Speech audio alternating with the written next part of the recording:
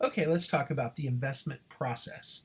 So there's three levels here. We're going to start at the top with a portfolio. The portfolio is your total collection of investment assets. Portfolios can include stocks, bonds, derivatives, could include other things. Investment assets, you can invest in real estate, you can invest in paintings or collectibles or antiques.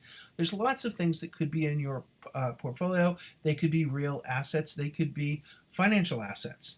One level down is your asset allocation. So how much in your portfolio is real estate, how much in stocks, how much in bonds.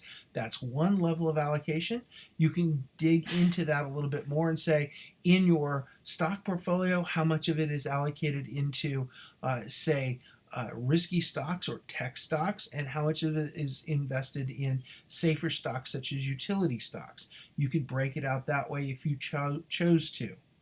If you go deeper than asset allocation, you get to security selection. So if you dig a little deeper into your stock portfolio in your tech stocks, you would have actual securities, for example, Tesla, Google, Apple in your tech portion of your portfolio, and in utilities you might have PG&E and Con Edison, something like that, which would be the safe end of the portfolio. So you can have security selections. If you take all your security selections in each asset category, you have your asset allocation. Your asset allocation combined equals your portfolio. We also can talk about passive management and active management. And this gets into something we talked a little bit about in corporate finance, which is whether the market's efficient or not. If you believe the market's efficient, you want passive management because you can't actively go out and beat the market or find mispriced securities. You're trying to time the market. You're trying to make a killing. Most people are not going to make a killing, so I urge you to consider passive management. But if everybody has their choice, it's up to you. If you want to try to beat the market, you want active management, which means you're looking for mispriced securities. You're trying to time the market and make some return. In the passive management, you're holding a highly diversified portfolio. Typically, this is like an index fund, the S&P 500 index being the case in point and the most popular index fund to hold. There is no attempt to find undervalued securities, and there's no attempt to time the market. So you simply buy and hold the largest 500 companies in the United States if you hold the S&P 500, and you just buy it. You put a little bit more money in every day. That'd be dollar cost averaging.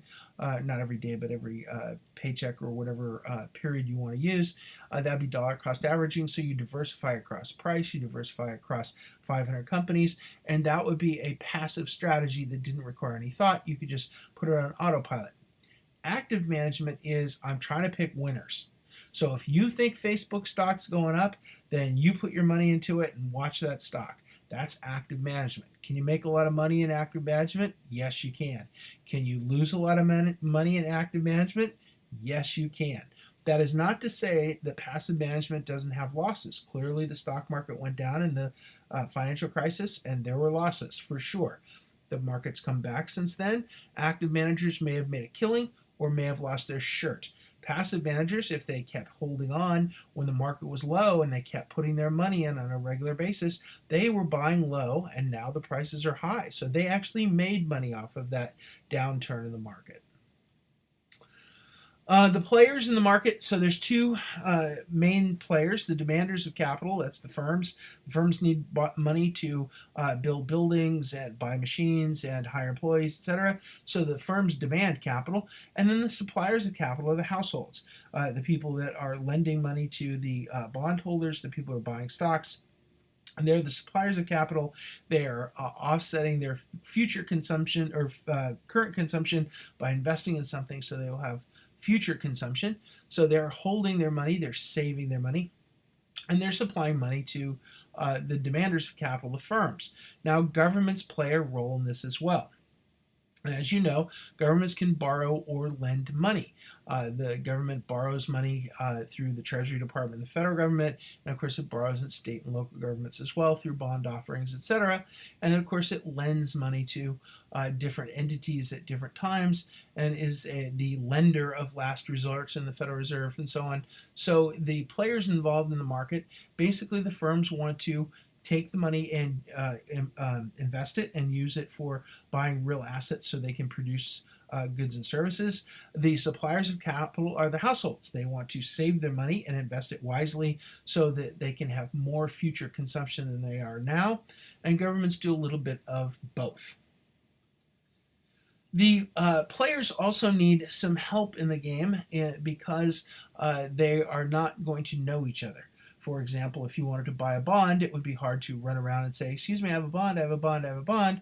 That's not going to work. So what they have is investment companies, pooled investment funds, insurance companies, etc., all work as financial intermediaries. Financial intermediaries take the person who wants to buy a stock and the person who wants to sell a stock, and they make a small commission on bringing those two people together. So Merrill Lynch and JP Morgan and Goldman Sachs are all these investment companies that simply find the people who want to buy things and the people who want to sell things, and they bring them together and they make a profit off of the center. So banks do this. When you put your money into a checking account or a savings account, the bank turns around and lends it out, hopefully in their own community, but they lend it out to anyone that they choose to. And they loan the money out.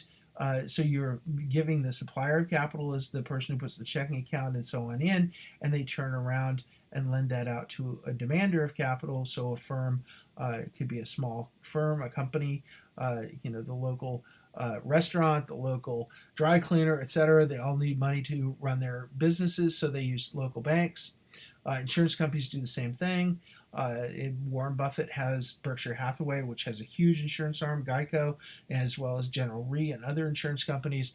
The money comes in from them. They turn around and allocate it out to other investments. And of course, credit unions. I like credit unions quite a bit compared to banks because they're not profit driven like Wells Fargo and Bank of America and Citibank and the rest of them. They are more customer centered. That doesn't mean there'll be a great deal of difference between them and a bank, but credit unions are the non-profit version of the banking world.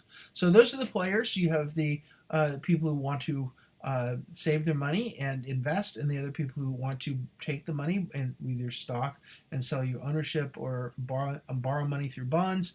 And so the people in the middle are the financial intermediaries, investment companies, banks, insurance companies, credit unions, etc. So that's a good overview on chapter 1. We're going to move on to chapter 2 in just a second.